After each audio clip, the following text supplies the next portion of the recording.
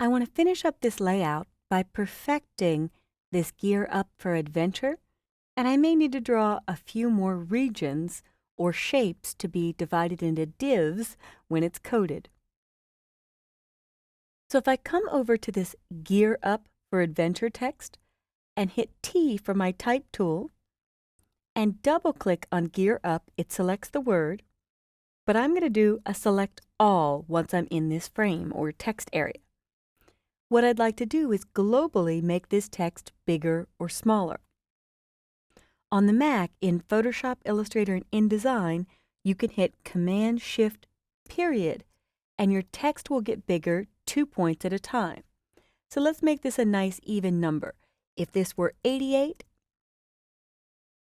and this were 68, as an example, and I do a select all, Command-Shift, period, or on Windows, Control-Shift, period, should go up 2 points at a time for each one of these fonts.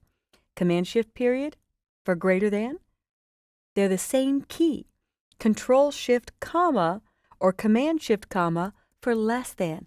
These are shortcuts that I absolutely love to increase or decrease your type size, and the default unit of measure is 2 points at a time. If I hit Command-Option-Shift, period, it should go up or down 10 at a time. Or on Windows, Control-Alt-Shift, period, go up 10 at a time. Control-Alt-Shift, comma, down 10 at a time. On the Mac, Command-Option-Shift, period, up 10 at a time. Command-Option-Shift, comma, down 10 at a time. And believe it or not, those shortcuts work in Microsoft Office. So if you're doing Word, Excel, or PowerPoint, Command-Shift, period on the Mac or Control-Shift, period on Windows makes your type bigger. Command-Shift, comma on the Mac or Control-Shift, comma on Windows makes your type smaller. So if you're not a power user, you can skip this video, but here are some of my other favorite type shortcuts. Option on the Mac and your up arrow is leading. On Windows, that's Alt, up arrow to tighten the leading or line spacing. Alt, down arrow makes it looser. So I'm liking the space between 4 and adventure, but not between gear up and 4. So I will double click on the word 4 and hit Alt up arrow on Windows or Option up arrow on the Mac.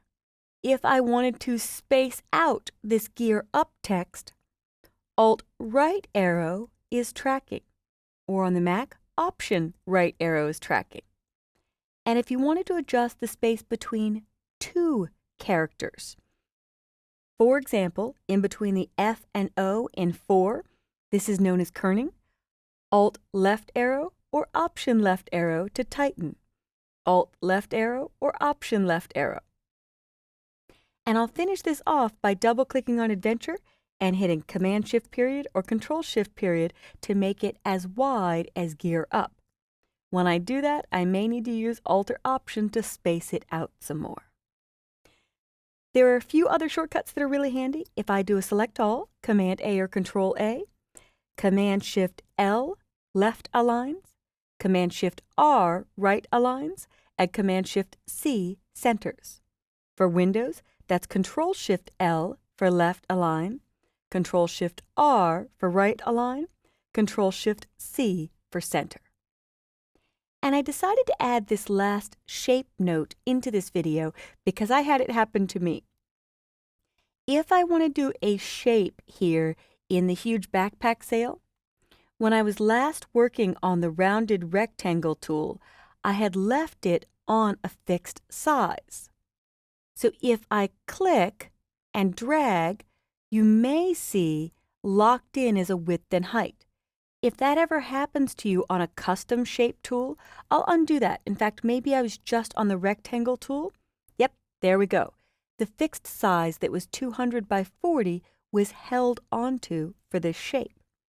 So I'm going to delete that shape and make sure when I'm finished with the rectangle tool that I do not have it on a fixed size, that I go back to unconstrained. And I could turn off from center.